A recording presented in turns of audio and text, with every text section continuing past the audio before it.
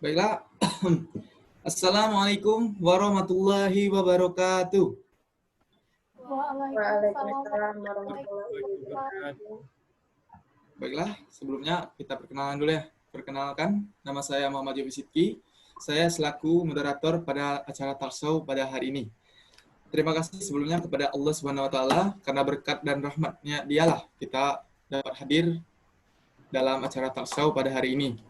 Pada hari ini pun sudah hadir 4 narasumber, yaitu Muhammad Firas, Sentian Dini, Deni Rahmawati, dan Widya. Baiklah, ada baiknya membuka acara talkshow pada malam hari ini dengan membaca basmalah. Bismillahirrahmanirrahim. Bismillahirrahmanirrahim. Langsung saja, pada talkshow kali ini kami akan membahas yaitu bab 7, di mana bab chapter 7 ini berjudul Fraud, Internal Control, and Cash. Baiklah, langsung saja pada pertanyaan pertama ke saudari Deni ya. Kecurangan atau fraud adalah kesalahan yang sering terjadi dilakukan secara berulang. Apakah dapat juga terjadi di akuntansi? Kepada Deni, waktu dan tempat dipersilahkan. Baiklah, saya akan menjawab pertanyaan pertama mengenai kecurangan. Pertanyaannya, kecurangan apakah selalu terjadi dalam kegiatan akuntansi? Tentu saja pastinya akan terjadi banyak kecurangan.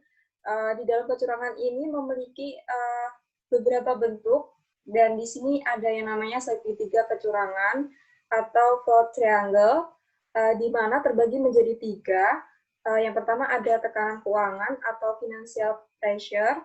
Yang kedua ada kesempatan, opportunity, karena lemahnya pengendalian internal.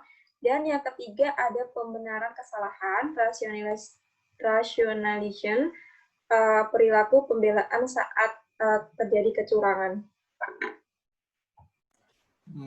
Baiklah, berarti kepada saudari Deni tadi menyebutkan pada nomor 2 yaitu pengendalian internal. Apakah pengendalian internalnya lemah tadi ya? Jadi pengendalian internal sendiri apakah mengambil peran penting? Pada Deni? Ya, jadi benar sekali, pengendalian internal ini sangat memberikan peran penting dikarenakan pengendalian internal atau internal control itu memiliki arti, yaitu cara atau mekanisme yang digunakan untuk mencegah terjadinya kecurangan, seperti contohnya KPK yang terdapat di negara kita, negara Indonesia. Berarti pengendalian internal itu sendiri apakah memiliki fungsi? Kepada Widya, dipersilakan. Iya, yaitu meliputi yang pertama mencegah aset perusahaan agar tidak hilang atau dicuri. Yang kedua, meningkatkan efisiensi akuntansi, misalnya agar bebas kecurangan, dipakai CCTV guna untuk memantau kondisi. Yang ketiga, meningkatkan keakuratan dan reliabilitas catatan akuntansi agar bebas dari berbagai kecurangan. Dan yang terakhir, yang keempat, meyakinkan semua aturan hukum dipenuhi. Contoh, ketika karyawan bekerja dipantau dengan menggunakan CCTV guna memantau berbagai kecurangan.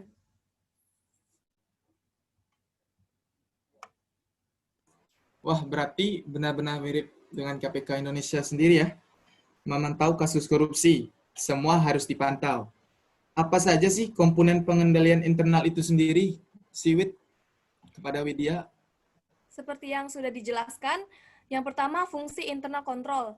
Nah, ada tambahan lagi, yakni komponen internal control, prinsip dalam aktivitas pengendalian, dan keterbatasan internal control.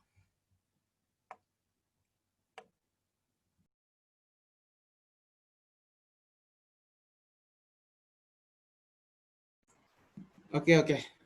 Baiklah, kita pertanyaan selanjutnya. Nah, di subbab ini ada materi yaitu cash dan petty cash. Bisakah Anda menjelaskan apa sih itu cash dan petty cash kepada Muhammad Firas? Waktu dan tempat dipersilahkan.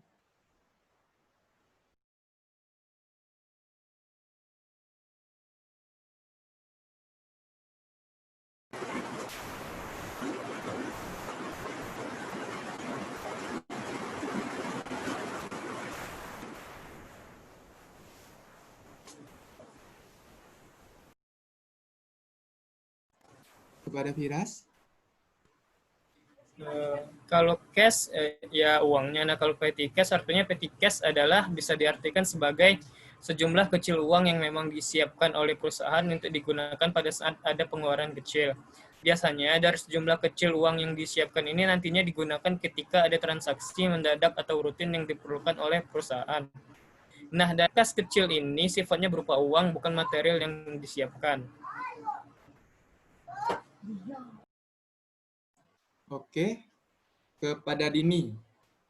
Apakah petty cash sendiri memiliki ciri-ciri tersendiri? Kepada Dini.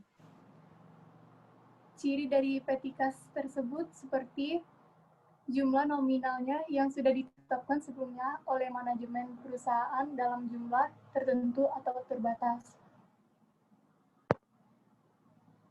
Itu saja.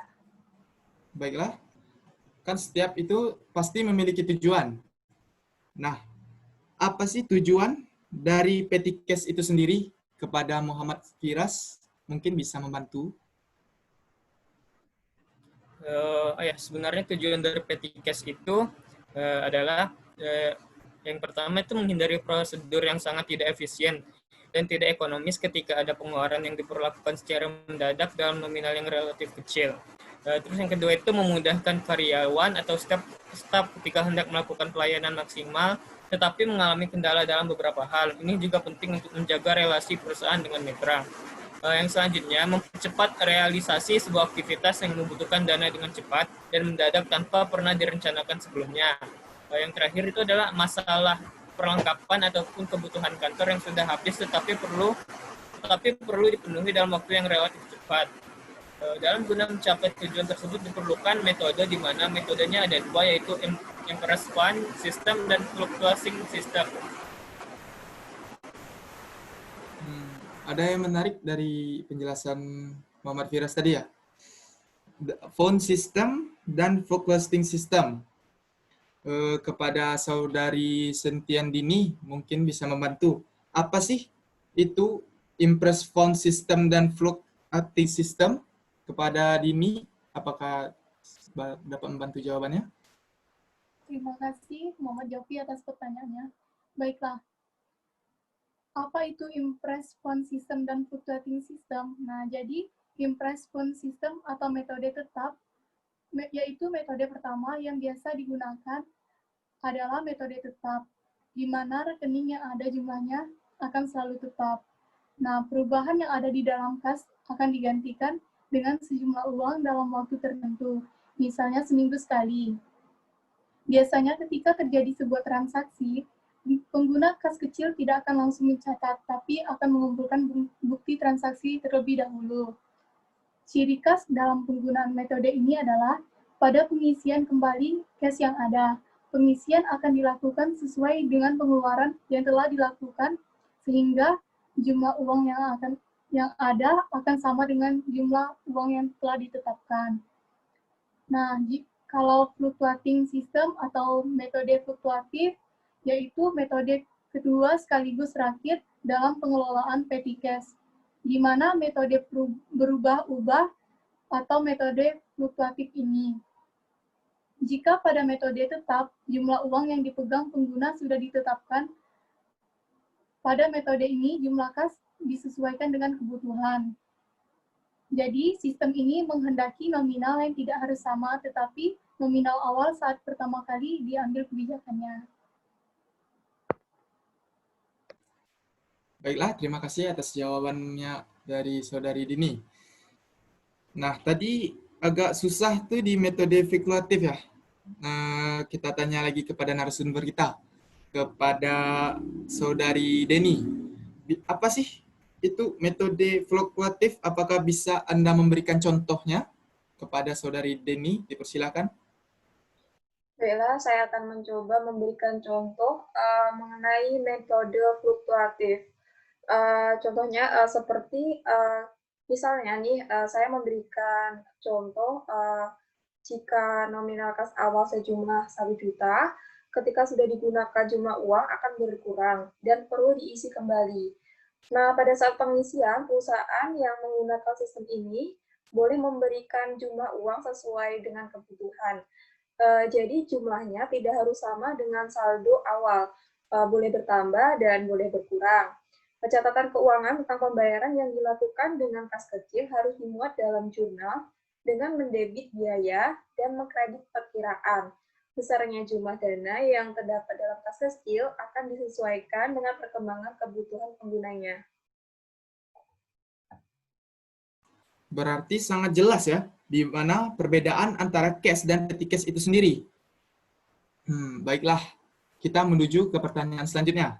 Di mana pertanyaan ini yaitu tentang rekonsiliasi bank. Mungkin kepada Saudari Widya, dapatkah menjelaskan apa sih itu rekonsiliasi bank? Baiklah, saya bakal menjelaskan apa sih rekonsiliasi bank itu. Rekonsiliasi bank adalah suatu catatan uang dibuat oleh perusahaan pada setiap akhir periode. Biasanya dibuat untuk setiap bulan, untuk menyamakan saldo kas di bank menurut catatan bank dengan saldo kas di bank menurut catatan perusahaan, karena seharusnya jumlahnya sama. Baiklah, terima kasih atas jawabannya, Widya. Apakah rekonsiliasi bank ini memiliki peran penting? Mungkin kepada Sentia Dini, dipersilakan. Ya, baiklah.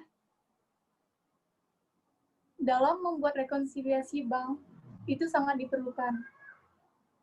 Karena perlu untuk membuat rekonsiliasi bank agar jumlah saldo pada perusahaan sama dengan saldo pada rekening bank di setiap bulan.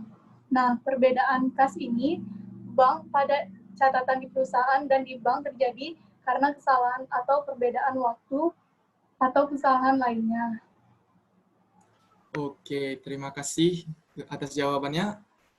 Ini pertanyaan terakhir, last question, kepada Muhammad Firas.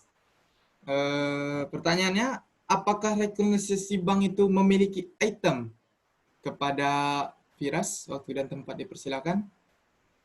Tentu, rekonsiliasi bank itu memiliki item, yaitu yang pertama setoran dalam perjalanan, yang kedua cek yang masih beredar, yang ketiga bank memoranda, dan keempat kesalahan. Oke. Baiklah, itu saja acara talkshow kita pada hari ini. Terima kasih kepada narasumber yang telah hadir pada malam hari ini atas jawaban-jawaban yang sangat super tadi. Baiklah, sebelum menutup acara pada hari ini, ada baiknya membaca lafaz hamdalah. Alhamdulillahirrabbilalamin. Alhamdulillahirrahmanirrahim. Baiklah, saya tutup. Kepada Allah saya mohon ampun. Wabillahi taufiq walhidayah. Wassalamualaikum warahmatullahi wabarakatuh. Waalaikumsalam. Waalaikumsalam warahmatullahi wabarakatuh.